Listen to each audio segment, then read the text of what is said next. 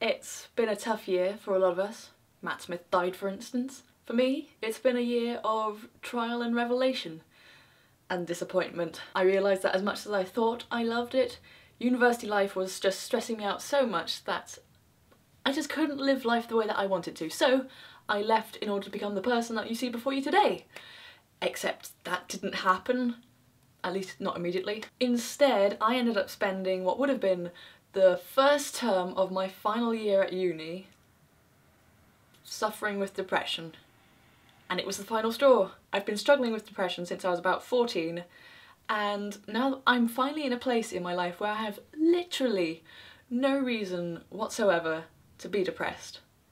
But I still have it. So, this year I have only one New Year's resolution, and that is beat depression. This year I'll be sharing with you my journey because I've been struggling with this alone for far too long, needlessly, and there's other people like me who are suffering and who are maybe in denial of needing help and who need to know that they're not alone, because they're not.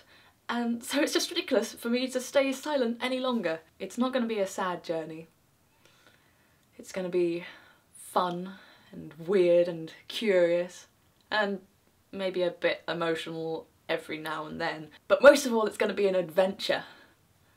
An adventure which hopefully I won't be doing alone. I'm going to experiment with different ways of fighting it, different ways of expressing it, and perhaps most importantly, I'm going to keep finding ways to push out my own boundaries, to stop stopping myself from doing all the things that I want to, or just am plain afraid to, just because something inside of me is telling me that I shouldn't, or that I should be afraid.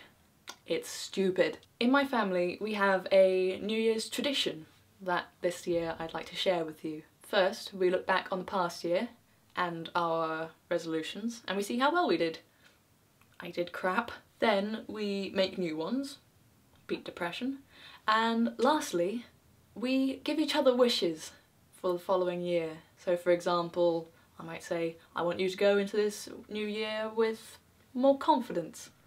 Or in the case of my mum last year, I want you to be more girly and find a boyfriend who will worship you hand or foot. So I would like to make a wish for you. And I know this seems like really impersonal because I have no idea specifically who it is I'm talking to right now, but the sentiment is universal, and if you've gotten this far in the video, then it's meant for you. I want you to go into this year with an image in your mind. Take a moment sometime, before your resolutions if possible, and imagine a potential future you. Imagine who you would be if you could do exactly what you wanted, if you had no limitations, no job, no school, no money issues, no quirky personality defects. Imagine if you had no limitations. What would you do? Who would you be? Who would you be if you could do absolutely anything you wanted to? And then, when you get around to doing your resolutions, maybe you could set aside just one that is purely for this. Just one thing that is purely for you. It doesn't matter what it is, how big or small. It could be something very simple like learning to juggle. But just set one thing aside that is purely for you, where the limitations don't matter at all. Give yourself the gift of hope this year. Show yourself that you can do exactly what you want to do, and one day you will be the person that you want to be.